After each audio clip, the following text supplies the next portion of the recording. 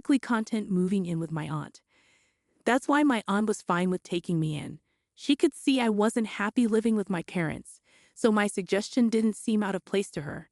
Dad tried to persuade her, but she's single and not planning on marriage or kids, so having me around was like having a roommate, and Dad would cover my expenses. She genuinely liked having me and thought I wanted to be there, so she agreed. But now that she knew the truth, she called Dad to confront him. It was messed up, and she wasn't going to let it slide. After the call, she was upset, and so was I. This wasn't something most kids my age dealt with. I always knew they favored my sister, but this was extreme.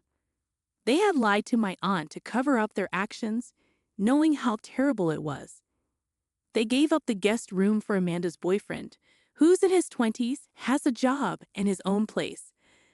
Amanda could have easily moved in with him, but my parents insisted she stay home to be closer to them, even if it meant sacrificing my comfort. It hurt me deeply, so I decided to go online and reveal what they had done. Unsure if my aunt would support me, I waited until she left the room, then posted everything on my phone without a second thought. I detailed not only that day's events, but also how my parents consistently treated me unfairly, making me feel like a second-class citizen in my own home. It was an emotional moment for me, and the post reflected that. After posting, tears streamed down my face. I turned off my phone, fearing the consequences. An hour later, I attempted to read but couldn't concentrate. When my aunt woke up, she hurried to the living room where I sat since arriving. She calmly asked if I had posted something. I admitted I had. That was the extent of our conversation. I powered on my phone to find that family members had seen the post, and I had received numerous texts from my parents and sister. Meanwhile, relatives commented, expressing support, some reaching out to offer help. Despite the support from relatives, reading my parents' messages filled me with dread. They were seething with anger and hatred, demanding I remove the post. My dad's messages were particularly hurtful, even expressing regret for my existence. My mom's echoed his sentiments. The only slightly different message came from my sister, who simply asked to speak in person. I was overwhelmed by the flood of emotions and messages, unsure how to respond. So, I set my phone aside and withdrew from communication for a few days. Eventually, I decided to block my parents, feeling no desire to engage with them further. I knew my parents were obligated to support me financially until I turned 18, so besides that, I saw no reason to communicate with them. My aunt supported my decision, and if my dad tried to contact her, she didn't mention it to me. We acted as if nothing had happened, indicating her support for me. That was all I needed. For the past week, I had little to no contact with my parents. However, today they unexpectedly appeared outside my school, visibly upset. Fortunately, my friends, who were aware of the situation, surrounded me as a protective barrier, allowing me to avoid interaction with my parents if I chose not to. Despite my reluctance, they continued calling my name, forcing me to acknowledge them. I approached them and made it clear that I wanted nothing to do with them. However, they ignored my plea and insisted that I accompany them home immediately. Their sudden change of heart baffled me, considering how little I mattered to them before. It seemed like they were only concerned about their reputation among family members. Refusing to go anywhere until I understood their motives, I demanded an explanation for their behavior. They appeared angry yet insistent on my return. Concerned about my friends overhearing, I requested privacy to speak with them. Once my friends were out of earshot, my parents revealed the reason for their sudden appearance. They explained that they needed me to come back because I had been ignoring their calls and texts, and it was crucial for them to have me return to secure their inheritance. After my online post, word spread throughout the family, reaching my grandparents. Knowing that my paternal grandparents were quite wealthy, they threatened my dad, stating that if they didn't improve their treatment of me and reconcile, my dad would forfeit his inheritance. They were informed that if they failed to mend our relationship and ensure my well-being, my aunt, who was caring for me, would inherit instead.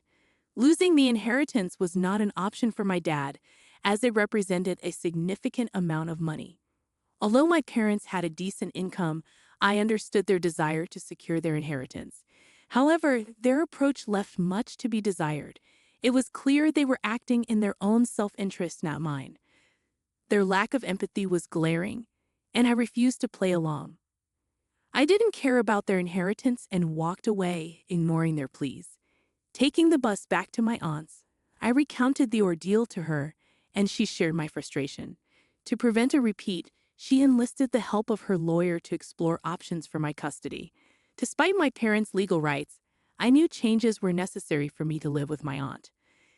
I also reached out to my grandparents to thank them for intervening, but made it clear I had no desire to return home after experiencing life with my aunt. I finally felt liberated. Living with my parents had been stifling, and I held on to hope for change that never came. Since my grandparents lived in another city, our meetings were infrequent. However, during holiday gatherings, my parents put on a facade to conceal the truth of my treatment at home. It wasn't outright cruelty, but rather neglect and avoidance. While everything appeared fine on the surface, spending a few days at my parents' house would reveal that they mostly ignored me, focusing solely on my sister.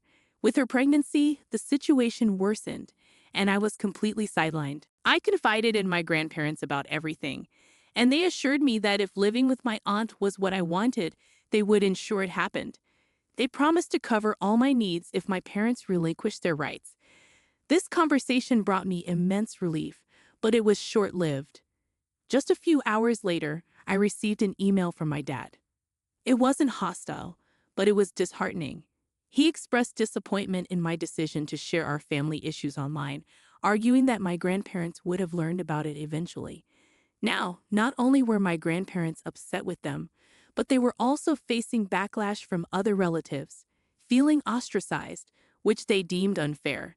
He mentioned that even some of his colleagues had come across the post because it was public and had appeared on their feeds due to his tagging. This had created an uncomfortable situation for him at work, and he believed that my actions had unnecessarily stirred up drama in their lives. In hindsight, I regretted sharing the story about my parents asking me to leave on my 16th birthday to make room for my pregnant sister's baby. Update 1. Firstly, I want to express my gratitude to everyone who took the time to comment on my post. Your supportive words mean a lot to me, so thank you. Now, addressing some of the questions many of you have asked regarding why I hadn't left my parents' house earlier and why I waited for them to ask me to leave, especially when my grandparents and aunt were willing to assist. The reason I didn't seek help earlier is that, as I mentioned in the original post, I wasn't subjected to outright cruelty. While I wasn't treated poorly, I felt ignored and unwelcome, which in its own way is a form of mistreatment. However, I convinced myself that as long as I had shelter and food, I was fine, even if I didn't feel loved. The neglect had become so normalized for me that I didn't realize its impact. As for why I didn't turn to my family for assistance, I didn't want to burden them. I feared the consequences if they refused to help and my parents found out. My parents placed great importance on appearances, so I kept my struggles to myself, suffering in silence. Additionally, my aunt didn't offer to take me in earlier out of respect for my parents, and she wasn't sure if I would want to live with her. However, the current situation unfolded naturally, and in hindsight, it's turned out for the best, albeit a bit late. My aunt is currently consulting with a lawyer to pursue transferring my custody rights to her, which will likely be challenging given the stakes involved with the inheritance. However, I have confidence that my grandparents and aunt will support me, even if it leads to legal proceedings.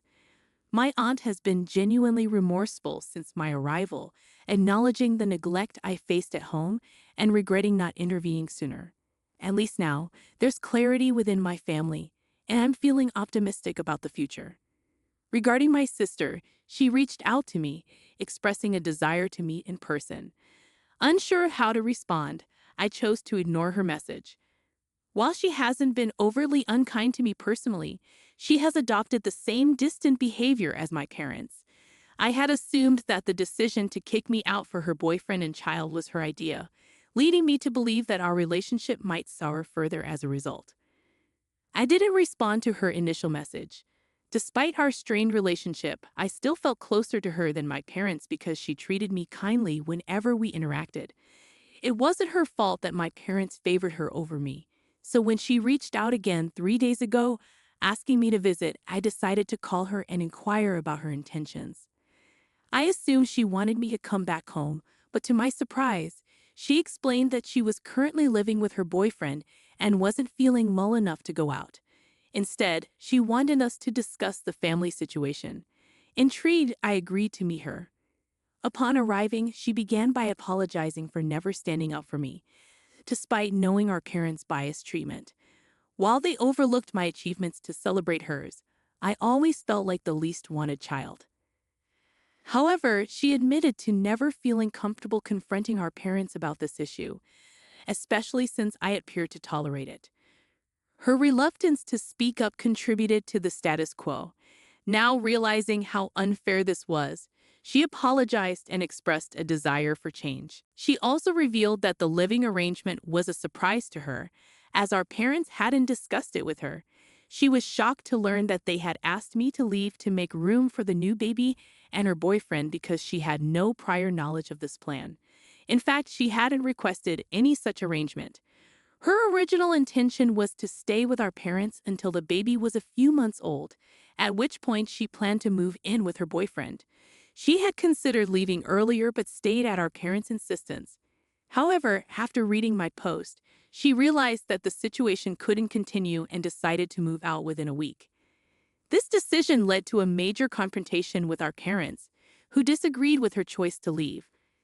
They accused her of being ungrateful and selfish, despite the fact that she had never made any promises to them.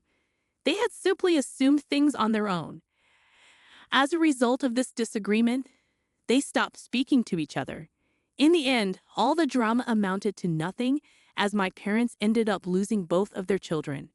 At least she had the decency to apologize for her shortcomings as a sister and as a person in general, which I accepted because harboring resentment wouldn't benefit me in any way.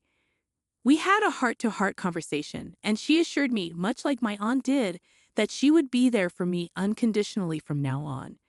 It was a comforting reassurance. It's been almost a week since I made my original post, and I still haven't heard from my parents since the email. I assume they've abandoned their attempts to reconcile with me. I suspect my grandparents played a role in this, as they called me to inform me that my parents would no longer bother me and that I need not worry about them showing up at my school or contacting me again. I hadn't mentioned my dad's email to them, so I assumed there was a discussion between my parents and grandparents. Although I'm unsure about the details of their conversation, I believe my parents have given up by now. Update 2. It's only been 3 days since my last update, and today my aunt delivered some surprising news. My parents have agreed to relinquish their parental rights.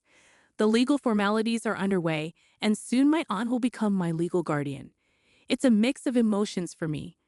On one hand, I'm relieved that I'll finally have a home where I feel valued and wanted, but on the other hand, there's a sense of emptiness and sadness. It's strange to finally see this happening, but I know it's for the best.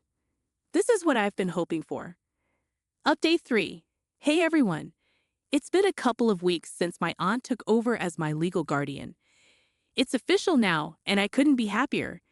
Interestingly, I learned that my parents agreed to give up custody because my grandparents gave them an ultimatum: either lose their entire inheritance or keep 50% and forfeit custody of me, with the condition that they never contact me again. I'm not surprised by their choice, and honestly, I'm not even upset. It feels like I've escaped a troubling situation. Good riddance, I say. I'm still in contact with my sister, although my parents are attempting to reconcile with her before her due date. However, she's requested some time alone, urging them to respect her space and cease their daily attempts to reach out. Honestly, I can't help but chuckle at the chaotic situation they created within their own family. But you know what? I'm content with my aunt, and that's all that truly matters to me.